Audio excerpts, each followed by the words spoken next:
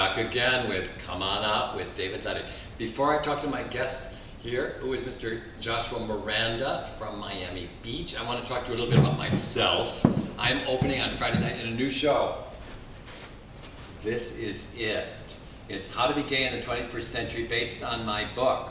And it's actually kind of good. And I'm going to be at the Rising Action Theater in Fort Lauderdale Friday, Saturday, and Sunday. Friday and Saturday at 8, Sunday at 7. Try to come. And if you do come, be sure and come back, come say hello to me, okay? Bye. And now, our interview with Mr. Miranda. Okay, you know, when we start this, we always have the same question. It's like, how old were you when you first kind of realized that you like guys better than gals? It was kind of a progress with me, really. I remember being very young and playing with toys, and for some reason I really liked He-Man and Lion-O, those big buff bodies, and even other cartoons, so I guess that would be going way back. And then as I got older, watching TV and just watching some of the guys was just a little more, you know, exciting. So yeah, it kind of evolved that way. You know, I always tell everybody, I was in love with Flash Gordon. And I was like, who was like, in that day was the big guy in the tight clothes. And yes, I remember that movie, and I was in love with him too. And we had what were big little books. They were like square books, and you could flip them, and it was kind of like a little movie. Yeah. And I had these Flash Gordon movie books. Of course, I was crazy about Flash Gordon. And of course, the theme song was so fantastic. Yeah. So, and what would you say, when was the first time that you kind of acted about it? And I don't mean sexually necessarily, but that you kind of made contact with somebody, or you realized there was actually some kind of interaction with you and some other guy? I guess the first time going back was I invited a friend over to play video games, and we were just playing video games and I guess lying on the floor, and eventually some like body contact started happening, and it didn't really stop, you know. We didn't just get our personal space, we just kind of stood there, and eventually, you know, arms kind of started rubbing. Nothing happened, but I guess, you know, that's how. How old were you? I was already 15 at the time. That's kind of mature. Yes. I was raised by not one but two ministers. My mom is not the minister's wife. She's a certified minister like my dad. And I was somewhat isolated from the whole gay community and the gay lifestyle. And where was this? Here? I was in both Puerto Rico and Connecticut. I lived in both places. So when did you come to this country? I came to live in Connecticut when I was, I think, 3 or 4 years old. So you were a little child. Yeah, I lived there for like 8 years. Then we moved back to Puerto Rico, and then I came here to Miami back in 1999, and I've been here ever since. Yeah, but you had not lived here before. So okay, but then, so at 15, what happened to him? Where is he? He's in Puerto Rico. He's still a distant friend. We keep in touch and yada yada yada. But the first real sexual experience didn't happen until I was here in Miami, and I was already 20 years old. Mm-hmm. So that was when it officially happened. And then when would you say, what has happened in your life where you would say, okay, because a lot of people that we're talking to, you know, they're kind of, there's this thing where they're gay, they're not gay, they're gay, they're not gay. You know, there's a period in their life when they're not quite sure which way they're going to go.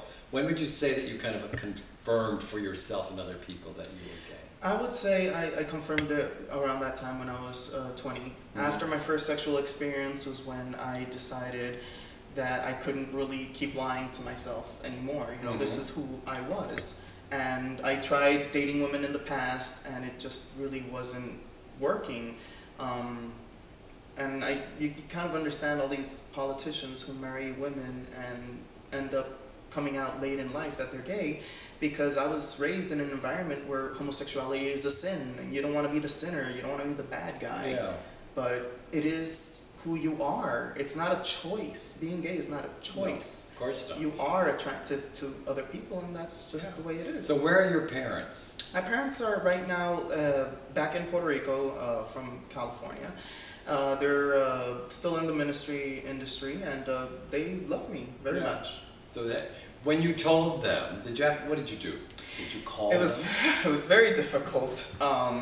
I moved to Miami after I decided to make the lifestyle. I spoke with my sister, and she was very accepting of it. Spoke with my brother, and he was a very strong churchgoer, and it was somewhat a response of, you know, I'll accept your response. I don't agree with it, but I'll accept it. You're my brother. Finally, I had my mom on the phone, and I tried to have the conversation with her. And it was very difficult. I remember trying to get the words out, I'm gay, and I just kept breathing, and it was very hard to give it words. So my breathing got up to a point that I felt like I was going to cry, and just as I was about to speak, my mom interrupted me, and she told me, Joshua, you're my son, I love you, and I know who you are. So and that was that's all I needed to hear. After that, it just kind of got easier. Yeah. My dad, on the other hand, was a little more difficult. He just kind of was in denial. And many years after that, I think I was like 24 or 25, I'm in the middle of the street talking to my dad on the phone, and he's talking to me about settling down with a female and be careful with this and that, and then he starts talking about female hygiene, and I'm like, looking up to heaven, I'm like, what did I do to piss you off? Really? I did not need this. So it wasn't until my first boyfriend, I took him to Puerto Rico, that finally they settled down, and they actually liked him very much. Yeah. Well, this is interesting, because on this show that I'm doing, I talk about should you tell your parents that you're gay. And you know, my generation and your generation have really, your generation has moved a lot further along. My generation generally kind of avoided the whole subject. Yes. And parents would accept it as long as I say in it, you know, sort of the don't ask, don't tell really started back then, long before the military took it. Yeah. And I think your generation, which is great, is like, okay, we're going to do it. We have to make it clear to people. This is who we are, and this is how we're going to live. Yes, it's not a choice, and that's the misconception about homosexuality, that people choose to be gay. I can choose to, you know, touch you on the shoulder, but I can't choose having feelings for someone I'm attracted to. It just doesn't work that way. It's not like a light switch. And I kind of, you know, I sort of think that everybody understands it's genetic, and then you run into people who still don't get it. You know, that this is the way that you're born, and that's, and also what I say in the show too is like, you know, this is the 21st century. We all have a lot of other things to think about. Well, I think one of the things, being a son of two ministers, I understand how the Bible is and how strong its feelings against homosexuality are.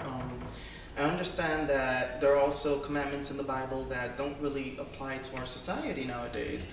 You know, the Bible clearly says you're not supposed to eat pork, but we do.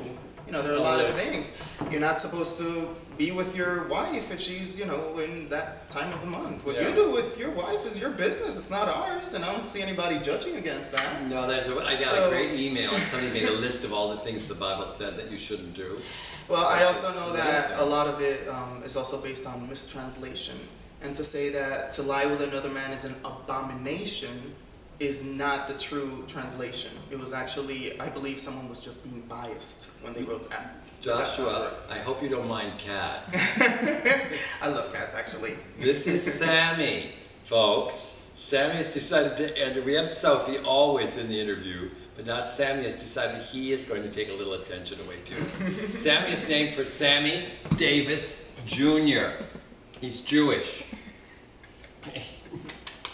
He is. He's a very smart cat and a big pain in the neck. So, all right. Well, listen. This has been a very, very, very good interview. We're very glad that you were here. And remember the name Joshua Miranda. He works at the W Hotel. Are you involved with someone right now? You know how when you go on Facebook, there's an option in a relationship, single. I choose the third one, which is it's complicated. All right, well, listen, he's complicated but very attractive. However you want to get after him. Okay, thank you. Thank you very much.